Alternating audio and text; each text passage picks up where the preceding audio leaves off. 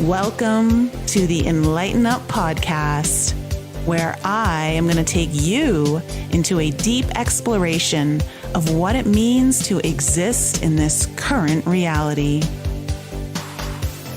We are going to raise your vibes, open your mind, expand your heart, and dive deep into the wondrous mysteries and possibilities of this lifetime.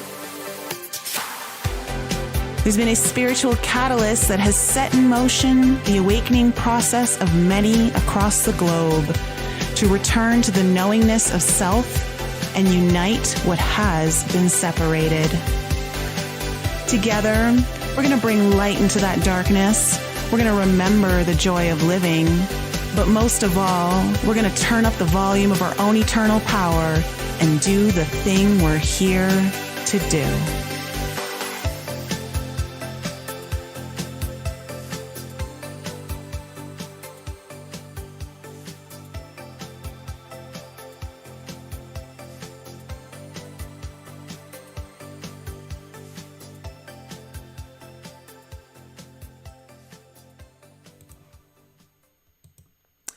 Hello, everyone. Welcome back to the Enlighten podcast. How's everyone doing tonight? This is another solo that I'm going to be doing with you all, and it's because I want to talk about the inner child with many of you, and I want to also go into the area of relationships and some of the wounded relationship patterns that we can find ourselves in when we are acting from a place of our inner child wounding, so to speak, and could be signs that it may be time to do a deeper dive if you're already into this, or maybe it's time for you to start. And I just want to give a shout out to all of you guys. So nice to see you, Stephanie and Bev and Curtis, Christina Love, my dear, how are you? So the inner child healing is something that I have been on for about 6 years now. It was in 2016, the summer of 2016, that I started my own inner child healing. And it's a process that I like to share with you guys all of the insights and the experiences that I've had through it, the understanding and the knowledge and some of the wisdom that's come along the way, because I truly believe this is probably one of the most powerful paths of healing that I've encountered. That doesn't mean that there aren't other ones out there that you shouldn't be engaging in. I still do other forms of healing as well. But the inner child healing is really special. It really allows you to go to the places that you really are scared to go to and make massive transformation in very short periods of time. And because of that, because you're shifting things from the root level, right? When you go to the child within you, you're going to the very beginning of time, so to speak, of your own soul's existence on this particular lifetime, that you're able to get to a lot of the root causes and get something like right at the root. So like you're absolutely able to alchemize something like from the root up and not have to worry about I shouldn't say that. It's not about getting it all, but it's about really like kind of getting to the core essence of it. And so, the inner child, a lot of people maybe don't understand, like, who is my inner child? And truly, the inner child is an expression of all of your experiences and, basically all of your experiences you've had as a child that are both visual, audio, physical, emotional, mental, spiritual. All of those experiences that you've had as a child are what your inner child actually is. And it's a part of you that's always there. It's just sometimes we don't even realize that part exists within us. We think, well, I've just grown up. I'm not that child anymore. But that child is essential to so much of our ability to access our joy and our purpose in our life. And so you definitely want to have a connection to your inner child as you move through your life. And it's something that I've discovered is such an important, integral part of my own guidance system. is having a healthy relationship with my inner child where I am checking in on her and I am like literally having a conversation with her, much like you would even with your guides, right? Or you would with your higher self. We have all these different components of us that really make up the whole, and the inner child is no different from that. And so I want to kind of go into some of the relationship patterns with you guys. 1 second, let me delete that. So basically, I'm going to go over 4 patterns here, and I'm going to share this with you so that you can help identify like where you may fit in. You may identify with all of these. You may only identify with 1 or 2, but it'll help you understand maybe where you're at in your own journey and what's kind of coming up for you with your own inner child. And one of the first ones that I think is important is the runner. Whenever we're in a relationship with someone, whether you may be the runner or you may be like, it could be friends or could be romantically involved with someone who's a runner. I most certainly have dated my fair share of runners. But that's because, I had a lot of abandonment issues and people-pleasing issues, which we're going to get into. But, the runner basically learned avoidance as a strategy to basically stay safe from very intrusive relationship dynamics. And so if you experienced, maybe it was a chaotic home, or, maybe your parents didn't know how to handle certain situations very well, and it got kind of things would blow up, you may just have coped by the strategy of just avoiding everything. Like you would withdraw yourself from a situation, just make yourself scarce, and basically just tune it out. And the inner child who learned to cope with trauma in relationships by withdrawing will, as an adult, reject intimacy. They'll create distractions in their lives and stay very busy, like overly busy. And I know someone in my life who is this to a T, like a total runner. And I know all of the things that they've gone through in their childhood, and I understand how it got to this point. And so the strategy of the runner is, as soon as something becomes challenging and I don't know how to handle it because my parents never taught me how to handle it, they never modeled how to handle tough situations or challenging situations. Maybe one of your parents just drank a lot or just withdrew themselves. Maybe they just, I don't know, maybe you had a father who would just go on the couch and watch TV and tune everything out. Or maybe you had a mother who would just go to her room and cry and didn't know how to handle it. Who knows? It could have been a variety of different reasons. But what happens is that you see how this withdrawal, it becomes your strategy. It becomes modeled to you. And it also becomes a sense of safety, perceived safety. So if this is you, if you're a runner or someone who is, the true growth here for you is to actually lean towards relationships when the impulse is to run away. You want to allow yourself an opportunity to build trust that basically to trust that your own autonomy can be sustained amidst even having interdependent relationships. So what will often happen, especially with this kind of dynamic, is that there will always be a pull towards codependency, even though the codependency is something the runner absolutely hates, but will covertly create codependent relationships in their lives and not even possibly even realizing it.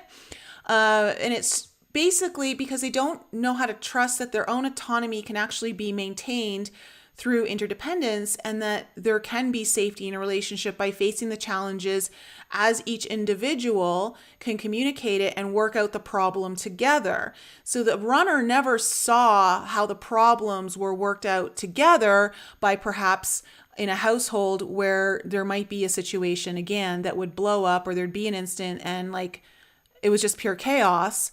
and no one knew how to deal with it. And the only way that they knew how to deal with that was like, oh, let me just pretend it's not even there, or let me just go focus on something else and this will fix itself. So creating an intimate bond with your inner child as a runner through consistently showing up to check in on your inner child and incorporate them into your life is super beneficial. This can really help you start to minimize or reduce the charge of the need to run. And this will also create like an intimate bond with your inner child, right? So this intimate bond is important because as you keep showing up for your inner child, you're first of all like not running away from the problem. And so you're creating some sort of safety for the inner child to know that, oh, wow, you're going to show up for me, right? And that small part of you that doesn't feel like it's ever going to have that safety starts to feel safety. And then through consistently showing up, you start to build trust. And through that trust, you can develop an intimate bond that allows your inner child to perhaps open up to you and share more things with you that you didn't even know your inner child had to share with you. And remember, intimacy is into me, right? And I talked about this on one of my podcasts that I also did on Eros and intimacy and magic. And this is really important, is to understand that if you or anyone you know is struggling with intimacy, it is because you are challenged with your own need to actually connect with yourself. So through the connection of your own inner child and building that relationship, you're starting to learn the, let's just call it some of the hallmarks of creating intimacy and how important that intimacy is. Prioritizing your inner child connection is so important. And you do that as a runner by removing all of your self-created distractions, because trust me, from every runner that I've ever encountered, all of these distractions are self-created. It's not like, oh, my life is just so busy, it's just happening to me, like I can't take care of it. Like, it's all self-created.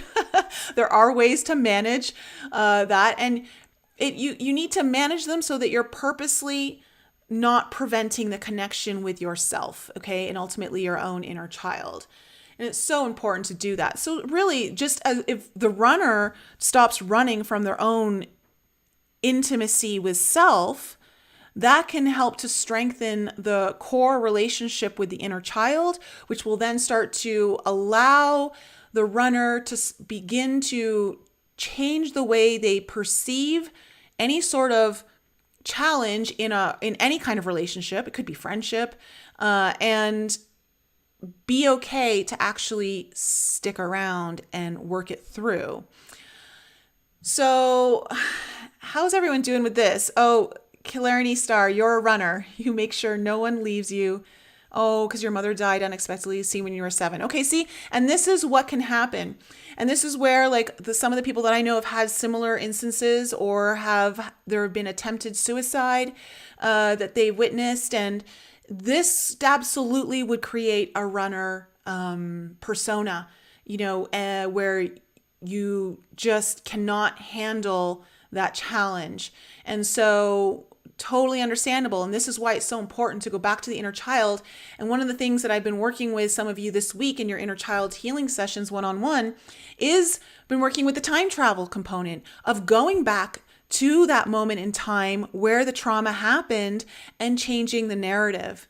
If you were to go back in time and immerse yourself into that situation, bring your adult self, and you meet up with your child self, and you change the way everything worked out so that things actually worked out in a way that didn't leave you with that traumatic imprint, you can literally, if you immerse yourself deep enough and you really connect with your surroundings and you connect with the experience and you have the intention of shifting it, you can absolutely start to create new patterns and pathways in your brain, okay, and through your body the mind now has a new experience to draw upon that challenges the other one. And the more that you create these new experiences that are healthy, you start to disconnect the old brain patterns, okay, the neural pathways that would open up to that traumatic response so easily in the day to day, and you start to open up newer pathways that allow you for more healed connection. So time travel can actually be really beneficial, but it requires you to really be in the moment and to really connect with your surroundings, to feel like you are living that experience again. And of course, do it before the trauma happens, because you don't want to reignite the trauma pattern again. So you need to make it so that that trauma isn't lived out again. So people pleasing is another one. And this one is the one I totally identify with. I'm a total people pleaser. And people pleasing is basically an inauthentic suppression of your own needs out of fear of losing a relationship. And I've had this show up in my life in several different ways, not just in romantic partnership, but with friends, actually a lot of friends, and also, even family. And so it happens when we don't trust our needs will be actually met. And so therefore, we also don't trust that our boundaries will be respected. We don't trust that our voice will be heard. And we don't even trust that our experiences will be validated if we actually communicate it to this person that we're in relationship with. And so we suppress that need because we're so scared they're going to leave us, or we're going to. And when I say leave us, it's not just a fear. It's not just the fear of abandonment, but it's the fear of like really losing the relationship and what that means for you. Like whatever you get, what needs might be being met, or what you think might be being met in that relationship. And so when we are people pleasing, that is our expression of securing love over the need to feel safe in a relationship. Because when you're people pleasing, you do not feel safe. You don't ever feel safe. You likely are on edge, and you maybe, until you start to realize that you're doing a lot of the people pleasing in that relationship and not exactly getting back in return what you're putting out, you then may start to see how you aren't feeling very safe. But in the beginning, you probably are oblivious to it. I've had so many instances of this, but the one that really stands out to me is a friendship that I had, a very close friend of mine, who I love very deeply, I was completely immersed in people pleasing in this particular relationship, and I didn't even know it. Until there was one moment, maybe 2 years into the friendship, where I expressed some pain that I was feeling. I was going through a very, very painful period in my life. And I needed this person to connect with me in my pain. And this person just didn't know how to connect with me in my pain. And I was always there for this person. This person had a lot of emotional drama that they went through. And it wasn't until I removed myself from the relationship that I actually started to understand how deeply draining that was on my own energy. But I had made all these excuses of, well, this person loves me so much. And this person, the thing that created me to stay in this relationship was, as a oldest child of 4 in my particular family that did not show very much love or affection. There wasn't much time for that. We weren't openly communicative about our feelings. I got all of that in this friendship. And it was like, I loved it. I was like, oh my God, this is what it's like. I totally love it. And so I would make excuses for, this person makes me feel so loved in all these different ways. Like I surely can do this. But really, when I actually went to voice it, I got met with a person I didn't even recognize. And I was scared to bring this up, as all people pleasers are. I was very intimidated to have this conversation. Also, I wasn't the greatest, like my communication skills were getting better, but they weren't like as strong as they are today. And And so when I finally got vulnerable and I was crying and trying to express that, I just wasn't getting this part in the relationship that I thought that, well, that I knew I needed, and I thought that this person was able to give me. And this person went ice cold. It was like a completely different soul emerged from behind the eyes. And I was told, it's not my job to cater to your ego. And I'll never forget that statement. It's like it's branded into my mind. And I was stunned. I was stunned. I was shocked. I didn't know what to say. And at first I was like, what are you saying? Like, I don't understand. Like, I'm trying to really be really honest and open here. And, I feel like I offer all of this compassion for you.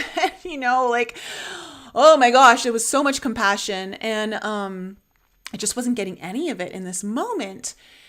And so that scared me. And I retreated, as a people pleaser usually will. And the problem was, though, is that the trust was beginning to erode in our relationship, because now I didn't feel safe. That particular instant, like, I was already feeling somewhat like I wasn't sure if I could say anything. But now it was like I had to say something because it was overly like in my face. And when trust erodes the relationship, it usually will lead to anger, because you're starting to realize like your needs aren't being met. And when you start to get really angry about your needs not being met, that then leads to resentment. And I started to accumulate a lot of resentment.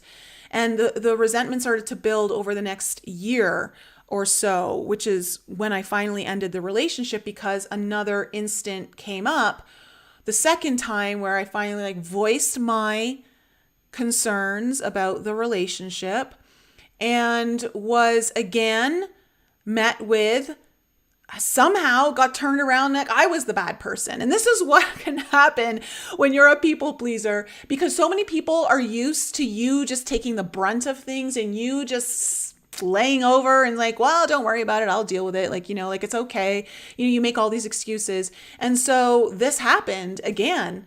And I just was in a much different place a year later. And I recognized the pattern, and I realized that this is not acceptable anymore. Like, I'm not doing this. And they threatened the friendship.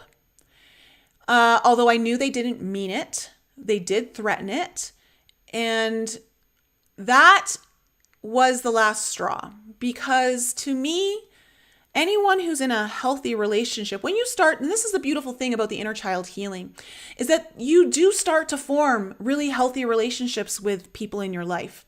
And the ones that aren't so healthy start to, surface up to the front for you to either transmute, like you can either work on it together and it gets better, or like you're at an impasse and you have to like let the relationship go. And in this particular instant, I knew that this person wasn't ready to see their role in the friendship. And I was like, well, my needs aren't getting met, so this isn't good for me. And I just decided that after they tried to apologize, I just ended it, because I knew that the apology was manipulated too.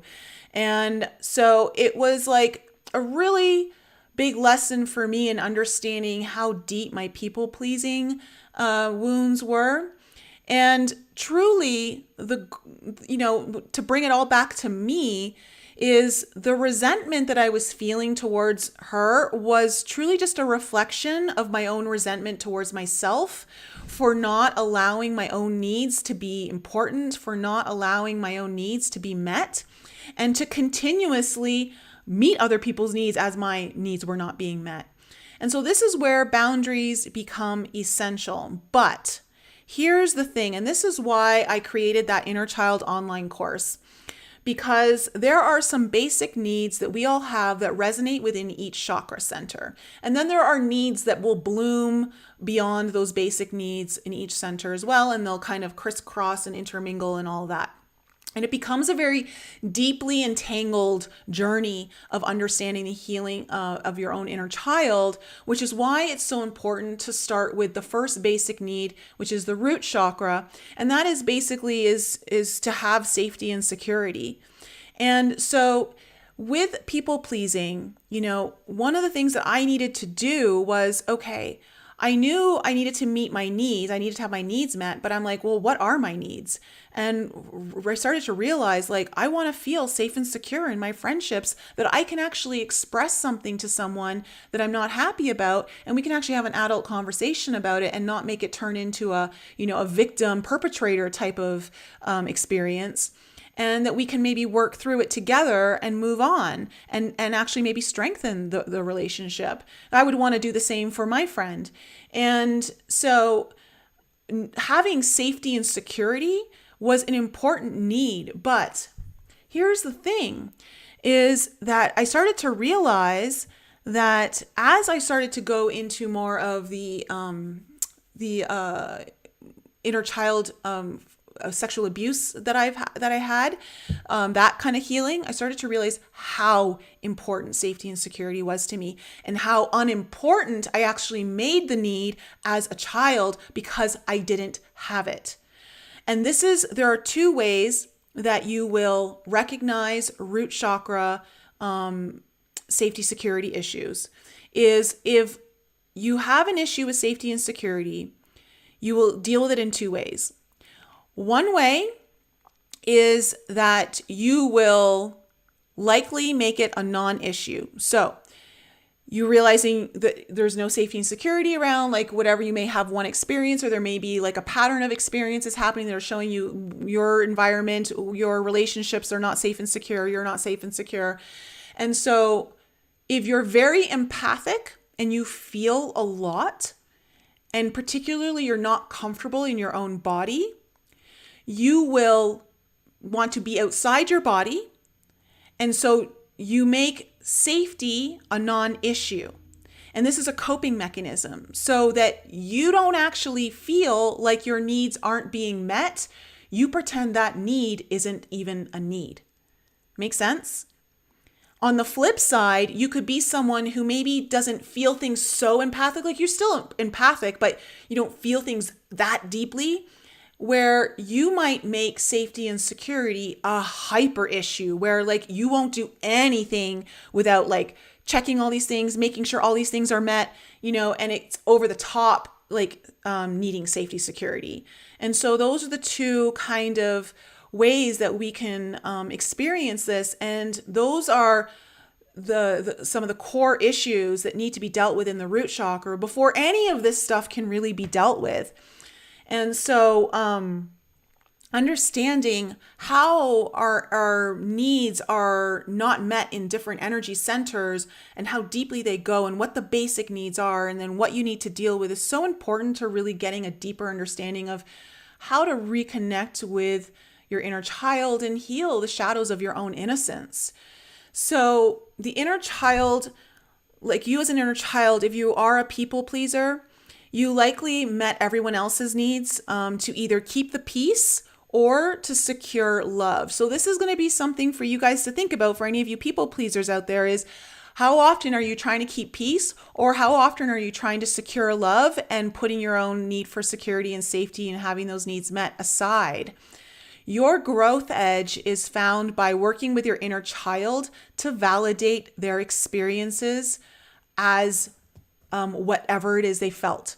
So this is super important. So this is what happened with my friend, is I'm saying I'm feeling X and Y because of this. And this person's saying, no, I never did that. No, that's all you, like totally invalidating my experience, right? And I'm just sharing what I'm feeling and what I'm experiencing. Whether it's right or wrong to that person, this is what I'm experiencing. And so when you're working with your inner child, it can be really powerful for you to validate their experiences. Now, this is another thing that I have to go through with almost every single one of you who book an inner child healing session with me, It usually comes up, I would say 9 out of 10 times. Don't worry, I've done the same thing. But when you're going back and you're healing,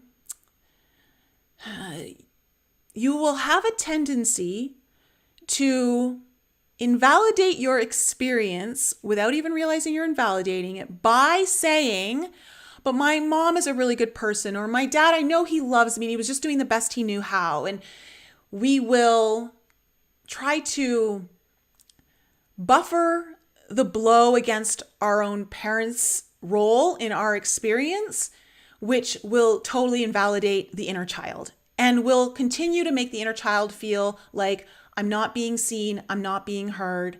What I experience isn't real. It's not true. And that means it's unimportant and it's not worthy. And then you could start to go into all these self-worth issues.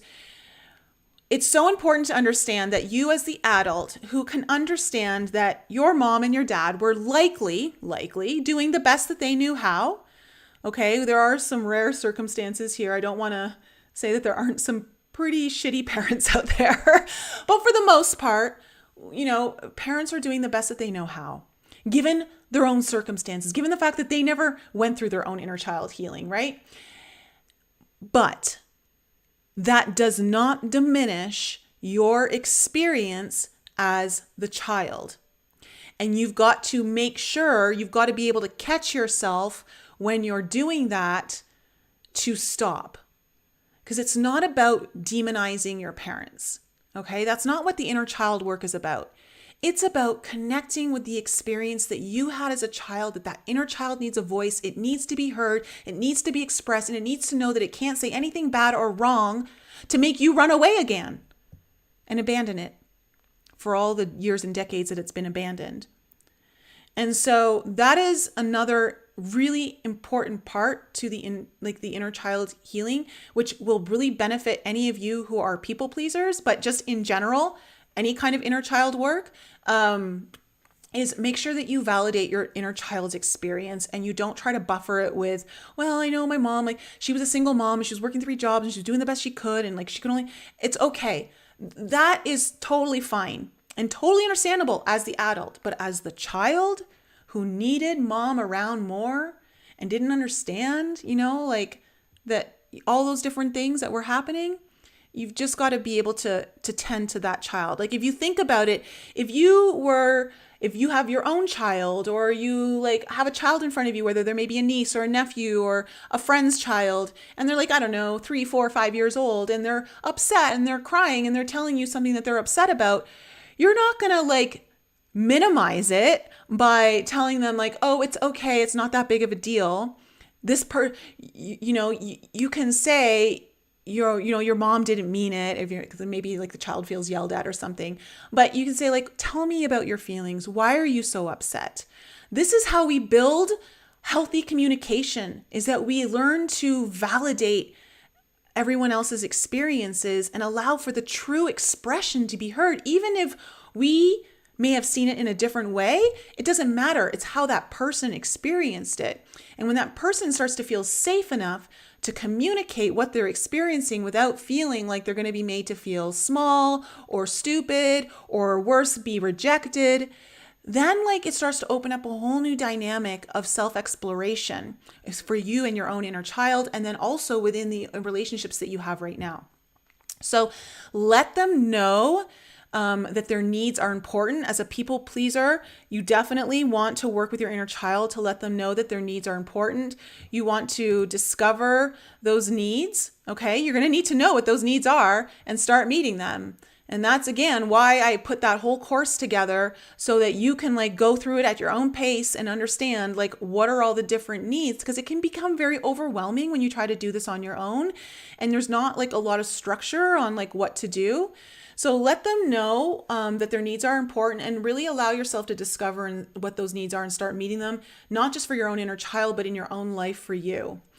And then create a secure relationship of love with your inner child, so that there's no longer that blueprint where you need to seek to secure love outside of you and also trade in the safety of your own needs being met, right? So you won't actually seek out a relationship where you need to secure the love Okay. And in doing so, allow all your needs to go unmet, or a huge portion of your needs to go unmet, because you're already creating that security of love with your own inner child. So you already know what that feels like. And because you're creating that frequency internally, you're going to be able to project that into your external world, where you start to actually have people show up that that are going to reflect that security of love and meeting your needs at the same time.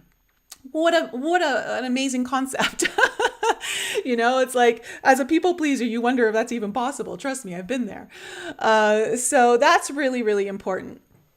And then let's kind of also get into one of them, that's abandonment, right? Abandonment is a real issue. I think so many of us have an issue. I don't know who doesn't have an issue of abandonment, but if you have a fear of abandonment where it's actually really maybe ruling your relationships, it's because your inner child had unmet needs of consistency and reliability in those that you actually relied on for bonding. So whoever you needed to have bonds with, if they weren't showing up to meet your needs in a consistent and reliable way, then you're going to have a sense of abandonment. Now, of course, that can go even deeper, where, you could experience a lot of loss. Like, it could be a death, it could be a divorce, it could be, a parent walks out. It could be something even bigger like that. But even if it's not that, it's just about not having those consistent and reliable bonding experiences that were meeting your needs. And so if you experienced any kind of loss, and again, loss in that, wow, I'm not getting what I need, or someone's walked out on me, or someone's left, or mom and dad are divorced, or, there was an unfortunate death in the family, you will internalize it as a reflection of how worthy you were to have someone stay. So this is where a lot of the unworthiness comes in through abandonment. And you just feel like, I wasn't worth them putting in the consistency. I wasn't worth them being reliable enough for me to count on. And you will internalize that. And then what will happen is you will likely experience relationships as tentative, even if the relationship is showing you the contrary. So it's like, because there's this, it's almost like we wear this veil or this lens that we look through, that on every relationship, when we're holding that internalized loss within ourselves of abandonment, that we're constantly projecting it into all of our relationships and feel like someone's going to leave. And what it does is it creates a very anxious attachment style. And so you never feel at ease if you have abandonment issues. Like, it just takes the smallest thing to trigger you and set you off. So what you need to do is, if you have abandonment issues, is, one is you need to stop abandoning your own inner child. This was something that was definitely highlighted to me. I definitely had abandonment issues. I definitely did not feel like, I know my needs were not met reliably or consistently when I was a child. And obviously, I had some couple of traumatic experiences. But I also had a father who wasn't around as much, and I craved his attention because I thought that would mean he loved me more. And so what I had to do was, I had to really here's the thing, doing inner child work will automatically start to heal the abandonment wound. However, to really shift and heal that wound, you have got to show up consistently and be reliable to your own inner child in meeting their need to have like that bonding time with you, right? That time where like they actually get to connect with you, and not fear that you're going to leave them again if they maybe say the wrong thing or they do the wrong thing, and this is a fear that a lot of us have. So you need to claim your need first of all, you need to claim your need to reconnect with your own self, to not abandon your own self. Self-abandonment, right, is further enhanced by refusing to do your inner child work. But then also understand to claim your need for consistency and dependability. This was huge for me. I didn't realize that this was one of my needs. I thought for a long time, I would say the greater part of my life, because this didn't really come up for me until till I started doing my inner child work. I didn't even realize this. I didn't realize that I needed dependability and consistent bonding in my life. Like, you think like, well, isn't that an obvious given? But I've lived my life, when I look at all my patterns and behaviors, just in how I live my life, is very much like inconsistent and not necessarily reliable. I tended to be reliable to other people, like, of course, but when it came to like stuff for me, no, I wasn't always reliable. I would always like bail on myself, which I want to say, when you bail on yourself, it causes you to lose a little bit more faith in yourself until you get to a point where you don't even trust yourself. And that's how we lose faith in who we are, as a person, which definitely happened to me. And so I was just always like, no, I don't need to have safety security. I don't need to have that reliability and consistency. Like, I like it when things are random. I like it when I, off the cuff, like, like I love spontaneity, which is totally cool. Spontaneity is totally fine. I think it's a great thing. But it was like to the extreme of it, where there was never that stability that I craved. And when I started to realize that I actually needed that, oh my gosh, so many things started to shift in my relationships. So I didn't actually, as I started to tend to my own inner child, people in my life who, like, the relationships that were healthy and were willing to grow with me were actually getting stronger, and people were like, would never abandon me. And I'm at a point now, like, thankfully, where for the most part, I can look at my relationships and say I've got some of the greatest relationships I've ever had. And that's like one of the highlights of inner child work. I dedicate a lot of that growth and success to my inner child healing. Yes, it did come from other things, but the inner child healing has been absolutely instrumental in that. And to have those relationships where I know someone's got my back. Oh, this is where I'm going to get a little vulnerable with you guys. I was actually preparing this show for you guys. Like, I was preparing it earlier today, and, then a little bit right before I went live, and I started crying. And I got triggered this morning when I was at the gym. And I think this trigger set off a whole chain of events where I started to get really irritated and agitated, and I just couldn't even sit still in my own body. Like, I need to get home and just do something. Like, I need to start doing my work, or I need to do whatever. I don't know. And my dog was like super anxious when I got home, and was like way more than normal, like way more. And I was like, why are you so anxious? Like, stop. I can't deal with your anxiety right now. And, just needed to be around me. But I was like, I can't give you anything right now. And so part of this is because, ironically, it's actually a good thing, but I don't know. I've got to sit with the trigger more. And if you guys in the audience, have any insight into this, please let me know.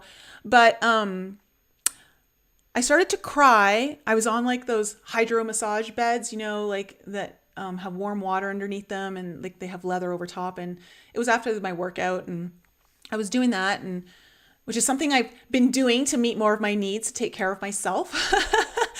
But all of a sudden I started to think about my situation that I'm in right now, that I've been kind of chatting with you guys about it. I've opened up with you guys in Alchemy a little bit more, about how I'm going through a very challenging period in my life right now, about needing to complete something and move on. And, I realized that I actually have people who have my back, and not just people in this dimension, but in other dimensions. Like I'm starting to see how my guides and interdimensional assistance is coming through at this time. And one of the messages that I was given last week from my guidance team, which I think is appropriate to share with all of you guys, is that they said, we help those who are helping themselves. And of course, we help those who are absolutely working to help the future of humanity. And I say that because in this particular instance, there's something I've been avoiding for years, and I've gotten myself into this particular situation. And it's not necessarily a bad situation. It's just stressful. There's a lot that I have to take care of, loose ends that need to be tied up. And I need to do it because it would allow me to have something that I've been desiring for years. And it would completely just be like, it would be, my heart has wanted this for so long. And so there are things though that I have to face that are really scary, but somehow everything's just working out. It doesn't mean that it relieves the stress, because there are still uncertainties within my situation that even though I know in the end it's all going to work out, I don't exactly know where I'm landing with certain things, and whether, or it doesn't matter really in the end of it, because I know however I'll land on my feet. But that still, there's a part of me that's scared. I'm like, does someone really have my back? And am I going to be safe enough to go through this? And I started crying this morning because I did realize I'm at a point in my life where I can honestly say I have so many people in my life that have my back, and the relationships that I do have are so solid in that. And of course, there are still some relationships that are kind of wobbly, but I'm working on that. I'm working on that because I think that they're worth working on. And the ones that aren't, I've been okay to let those go. And I have had to let some go recently, where some of them aren't very like they're more recent relationships, but they're kind of showing patterns where I'm like, nope, old me would have put up with that. Old me would have allowed that. No, not anymore. Boundaries are important. And I have no qualms of actually exercising those boundaries now. And so, having that ability for me to show up, I'm having to show up for myself. Okay, there's a big job I have to do. I have to complete it, and I got to get this done. And it's going to take hours and days and possibly even weeks to get it done, on top of like all my other stuff. I go, but I got to show up for myself. I've got to do it. And I have been. And it's just been really incredible to see the discipline of me being more consistent with showing up for myself and knowing that I can rely on myself to do what I need to do so that my inner child feels safe, and, or at least safer. Because I'd be lying if I said there aren't moments where I'm like, oh, this is feeling a little too much. Like it's a little overwhelming, but truthfully, I look at the astrological alignments and I'm like, this is bound to happen. I actually saw it 6 months ago. I'm like, something's going to be happening here. I can just feel it. And sure enough, it all came to light. So that's kind of when it comes to abandonment, our growth is to claim consistency and dependability. Show up for yourself every day and don't miss it. Do not miss it. You have to show up. You have to create that consistency and that dependability. And again, this is where discipline becomes your divine counterpart. Okay, that's where I call divine discipline. It's nothing mystical. There's nothing magical about it. Although I want to say, actually, there is something very magical about discipline, because through the consistency of your discipline, you will be able to see something take shape and form that you didn't even know was possible until you actually applied yourself. And that's why a lot of us are having these challenges coming up right now, is because we're being asked to really, where we're going, the future that we've been lining ourselves up for on our timelines, it requires a higher level of our own existence to show up. And we have to kind of drop some of the choices or the patterns or whatever it is that we've been living in that aren't going to support us in our future. And so we have to deal with them now, tie them up, because it becomes baggage, and you can't take that baggage with you into higher timelines, right? As you go into higher timelines, usually your baggage is getting lighter. Okay. So the other one that I want to talk about is relationship drama. Okay. This is the last one.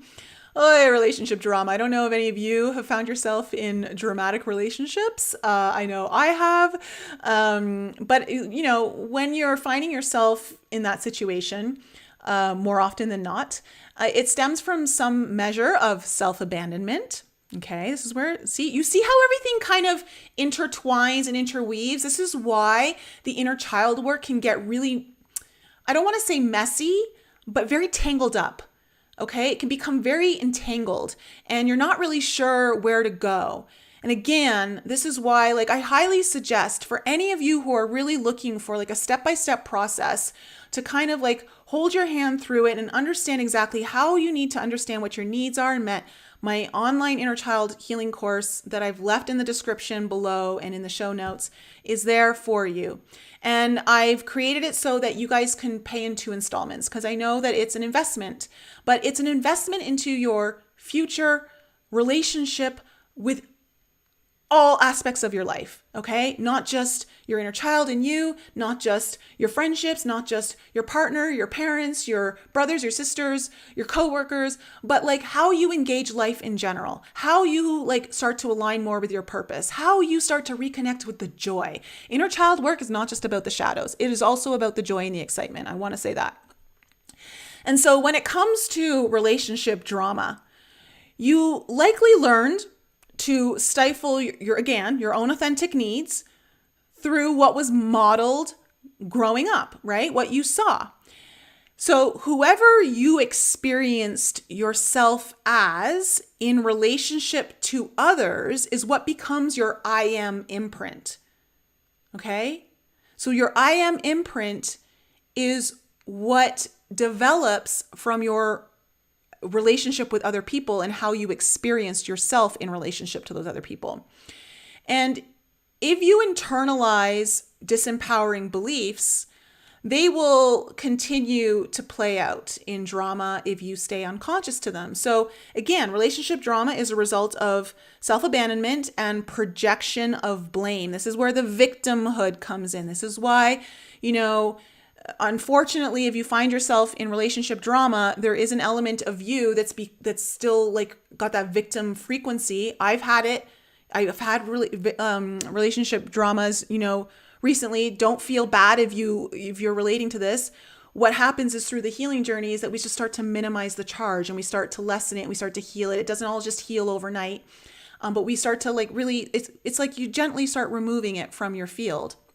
And so relationship drama is something I totally found myself in all the time, especially in my 20s. Especially in my 20s when I was not so healed yet. And I was drinking a lot of alcohol. So my relationship dynamic in our household was very much relationship drama. What happens is we were not a very expressive family. Okay. Again, no one really expressed love or their feelings or talked. If you cried, you were told to stop crying. And so there was a lot of bottled up tension, emotionally for all of us. And no one really truly knew how to communicate. That was the other thing. My parents still don't know how to communicate the greatest.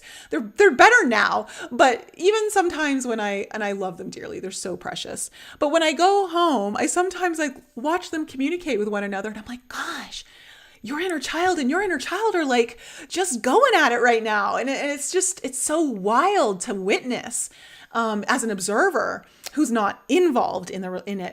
I know I still act out on my own inner child stuff as well. So my family was one that was very chaotic. There were constant eruptions. It went from 0 to 60, and it was because no one was able to express their emotions, no one even knew what emotions they were feeling. And then it just all came out in some vomit of emotions. And it basically became this, you scream at the top of your lungs. You have a shouting match, someone cries, someone slams their feet on the floor, stomps up to their room, slams the door, and then starts crying alone. And it's just that was literally probably every holiday at my house and every kind of occasion that you could imagine. And I think for me, I recognize my role in it, in that how I experienced myself in that relationship drama was as the mediator. And so I wasn't always the mediator. I definitely was shouting at times. But overall, I was more of the person who would try to like calm the situation down. Like, let's just get to a peaceful place, or, like try to tend to appease that person's needs and then appease the other person's needs. And so I identified more as like the mediator. But of course, as the mediator, like I couldn't, it was hard when I actually did have an issue and I would scream and shout and cry. But I realized though that when I would do that, when I wasn't playing the role of the mediator and I was full on in explosion, chaotic drama mode, I was realizing that that was the only way I felt like I was seen or heard. And because we weren't seen or heard through constructive emotional communication methods, I had to resort to those methods because that's when I learned, oh, someone's actually paying attention to me. Whether it's a good attention or not, at least someone's paying attention to me. And so I would find myself in dramatic relationships where often I was the mediator, but when it came to a point where I would blow up, because that's the only way I knew how to communicate, it was either keep everything down.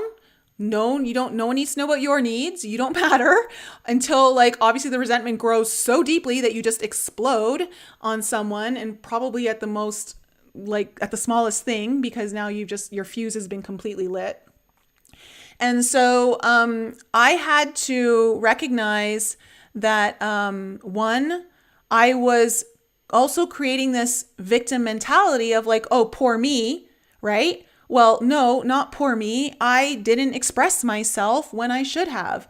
I didn't say when something was bothering me. I would allow myself to bury it until like I would explode. And so I did that. Those were my choices. Of course, that came from like inner child wounding and all of that now you heal. But this is how you recognize where you don't want to play the victim. You don't want to project blame, because that's how you create more relationship drama. And you also learn how to like, okay, how do I tend back to myself? How do I not abandon my needs in this situation?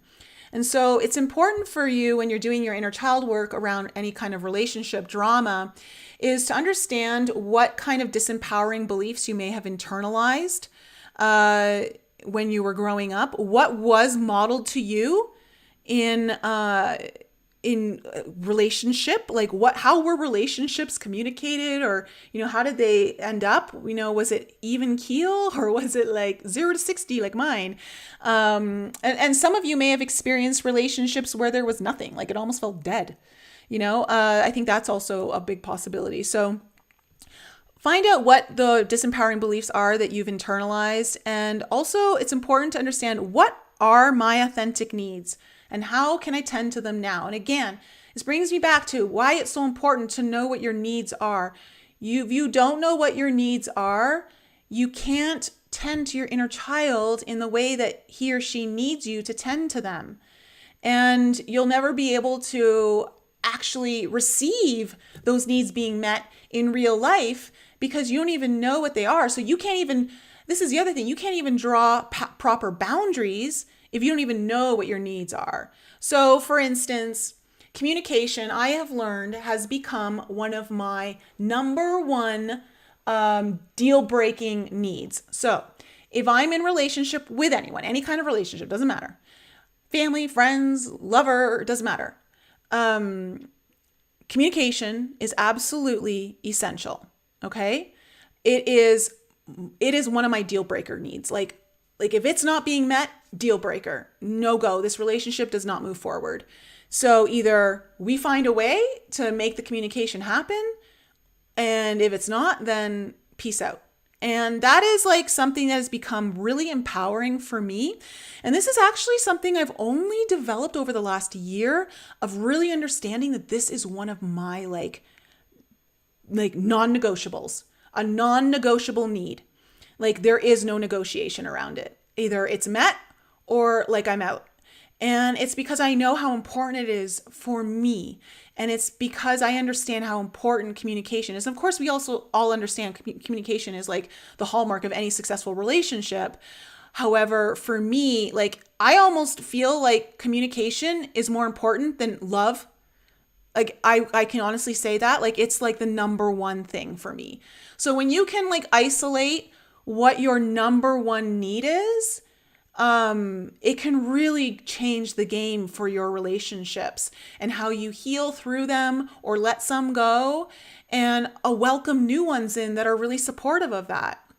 And, you know, like inner child healing has done so much for me, and I see the growth that happens with my clients, like those of you who have been working with me through your own inner child journey, and those of you who are in the online course. And I want to say, it has happened where I've had, you know, people will take the course and they get scared. They reach a point where they're scared. They're like, I'm reaching a point and I'm starting to get scared. I don't know if I want to go any further yet.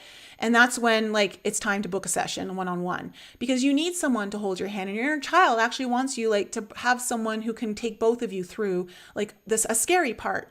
And that's what's always nice, but you can always have that as a guide stone to do on your own time. And I say this because you guys in my audience, you know, intuition is such an important part of our journey, our own navigation system.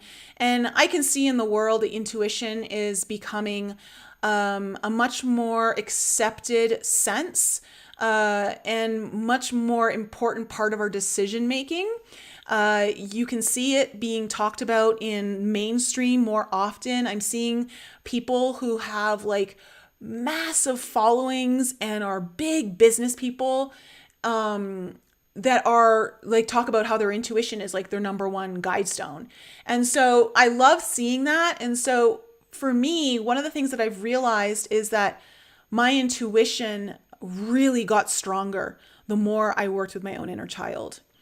And that is partly because the heart opens, right? When you do your inner child work, and that allows you to receive more connectivity by going deeper, like allowing you to be more intimate. So you get to get more intimate even with your own intuition and your own intuitive tools and your guides. And you can get deeper that way.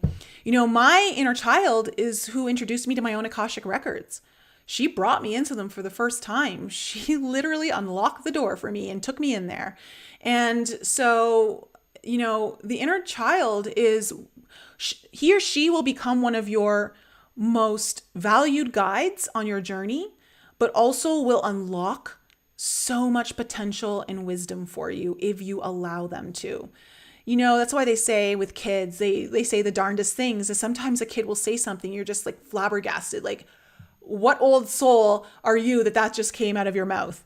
And it's because it's in us all. We come in with all of this stuff, but the child seems to have the access to it because there's something about the purity of our own innocence. When we reconnect to our own innocence, that purity that's in the heart, it just kind of melts away so many things that hold us back. So, you know, intuition is where I made quantum leaps through inner child healing. Also, I want to say I can absolutely, without a doubt, tell you guys that as of today, I have the strongest and healthiest relationships I've ever had. Yes, I still have a few that are not where I would like them to be, but that's going to require, like, you know, work between me and those people. But on a whole, I would say like the relationships that I do have are so solid. And I think it's because I've learned to be able to understand what my needs are, express them, not be afraid to ask for what I need. And the people that are wanting to be my friend or have any kind of relationship with me respect that part and also want to reciprocate that. And those are the kind of people you want in your life. Those are the kind of people you want to have a relationship with. Communication, again, probably my communication skills are unparalleled to what they used to be. Guys, if you met me in my 20s, and I'm talking like 25, 26, even in my early 30s, Okay. I'm not talking that long ago. Like you could go back 10 years and, you wouldn't even recognize me. You would not recognize me at all. My communication skills were mute. That's what my communication level was. Mute. The mute button. Okay? Like I didn't know how to express myself, and when it came time, I literally felt I froze and everything was going on in my head, but I just couldn't like get it out of my mouth. I was so scared. I was so scared to share. I didn't know how to express. And the more I worked with my own inner child, the more I've been able to become vulnerable and start to understand what my feelings are and understand what my needs are and understand why everything happened the way it did and why I am who I am today and where it all was rooted in. And it just, gosh, when you have that kind of comprehension, you just start to have a lot more compassion for yourself, and that in itself softens your ability to communicate, because you're like, oh, okay, yes, no, you did go through some stuff. Like, okay, this is why it is. And so now I feel like I can use my voice from a place of strength, where before, honestly, I would even go back like 10 years ago, and I was unable to say what I needed to say. I would just break down into tears. I would crawl up into a ball and I would just play victim, because I didn't know, I didn't know how to express myself. I didn't know how to get my feelings out. I didn't know even if my feelings were valid. I felt like my feelings were probably not even valid. So what's the point of expressing them? You know, I honestly, there were times where I'm like, well, what's the point? I'm probably wrong. I probably like screwed like it's all probably my fault. I would just take everything on. So, and so being able to communicate things now has been so essential for also boundary setting, which creates healthy relationships, right? If you can't communicate your needs and then exercise the need into reality, but through boundaries, then it's very difficult to have a healthy relationship. So communication, being able to set boundaries, like it's becoming easier and easier, guys. Like I can't tell you, I'm even amazing myself. Even just this last weekend, I amazed myself with a situation where I was able to state like, okay, these are some of my needs that aren't being met. And like, because of this is what's happening. And this person was totally like, I get it. I totally get it. And they understood, and they're like, oh wow, like, thank you so much for sharing that. And before, like, I would have been so scared, because I would be like, am I going to hurt this person's feelings? Or like, are they going to take it the wrong way? And, I think part of it is that I've gotten so comfortable with myself and who my inner child is. And I really started to love her and love who she is and love that authenticity, that I now don't have nearly as many hangups through my own authentic expression. And so that's super important. And of course, I think like, the other two things that have been so beneficial to the inner child healing journey for me is joy and purpose, for sure. I have been blessed with being on a path that has always been accessing my joy and purpose in some capacity. They were always like stepping stones to get to another place, but I always found joy in everything that I've done. And I've always felt purposeful in everything I've done. But I'm saying that because even if you're someone who doesn't have that purpose or that joy in your life, even if you don't, it doesn't matter, because even when you do, there's still a deeper level that you can connect to that just goes so far beyond what you even understand to be possible for yourself, that you don't even realize how you can experience your life. Like I thought, oh, hey, I'm pretty lucky. I'm experiencing my joy and whatever, blah, blah, blah. But, okay, let me just say this. I experienced my purpose and joy through my work, but my relationships were total fucking shambles, okay? My relationships were total shambles. And so, my experience of life through my relationships was horrifying in many ways.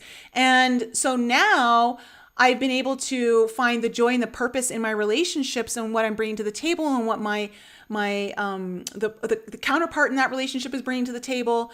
And it's just so much more harmony and so much more depth that I didn't realize that you could have relationships like this, and that you could experience life with people in this manner where, you have each other's back and you can hear each other out. And there isn't anything you can say that will really turn that person away from you. And they're there to share in your tears. They're there to share in your laughter. And they really want to lift you up and they want to see you succeed and they don't want to tear you down. Like, wow, like to have like relationships like that so predominantly throughout my life now, in this particular period in my life is awe-inspiring to me. I'm like, to me, that is like another gift that I like. It's so hard to describe because you don't know it until you're experiencing it. And that's the thing. You just don't know what you're missing out on until you actually experience it. And then you're like, why did I settle for all that other shit? Like, wow. And of course, the last thing is intimacy, guys. Intimacy is so important. It will deepen every part of your experience on this planet, how you experience your life, your relationships, what you do for your work.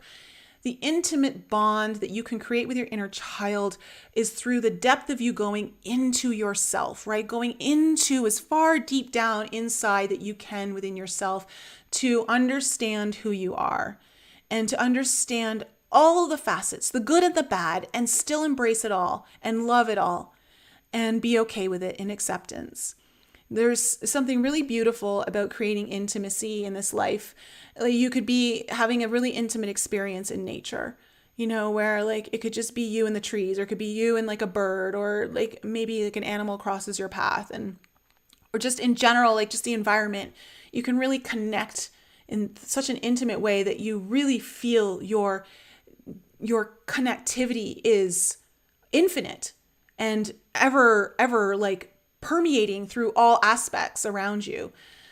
So, I wanted to share this with you guys because I think it's important. There's so much joy to be had in this life. There's so much life to be experienced, and so many ways that we can be living in this lifetime that are far beyond what we're allowing ourselves to live. And many of those access points will come through working with your inner child. And again, I say that from my own experience. I'm not saying that because I think it sounds good or like, whatever. Like, it really truly has worked for me. And I see it working with a lot of my clients and some of the incredible breakthroughs that they have, that show up almost instantaneously in their life. So if you guys need any help along your journey, of course, know that I am always here. This is like part of my purpose. This is what I love to do. The inner child work is like part of the cornerstone of my work. If you ever need a guiding hand, I am here for you one-on-one. Or if you're really interested in doing a deep dive, I have my healing, online healing course that is basically reconnecting you to your inner child to heal the shadows of your own innocence. And so I highly recommend that, just because I know that those of you who are listening are dedicated to your journey. I know you're dedicated to making this planet a brighter place than when you found it. And the greatest way you can do that is through the workings of you and your inner child. Because, it's like on my last podcast, I got to say this because I haven't talked about it since, but that frequency, what do you call it? Vibrational fertilizer. Let's call it frequency fertilizer, right? Like, you literally can fertilize the planet with your own frequency in a much greater capacity as you start to heal and come into wholeness with all aspects of yourself, all the parts that have been rejected, all the parts that have been abandoned, all the parts that have been forgotten about and lost.